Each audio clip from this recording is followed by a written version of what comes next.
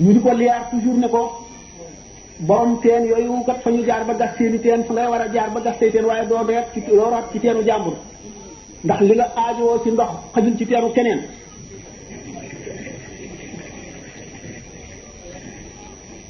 moo am benn bis gan goo xam ne gii dafa jóge gànnaar ñëw fa daan kër bi ci Cheikh Saadu Abihi radiyallahu taala an bi mu ko gisee mu amee melo woowule bopp bu sëq te set soob laaya amee daal melo yi kuy muritu di tërbiye nekk si yoonu tërbiye mu sopp ko lool taxoog moom di waxtaan ak moom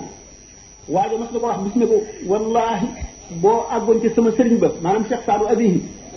ku mel ne yow diir bu gën a gàtt rek da nga àgg ci yàlla mu ne ko mu ne ko waaw sëñ bi dal di fas yéene ci xolam ne suy dem rek mu ànd ak moom topp ko jàpp loolu ba mu yàgg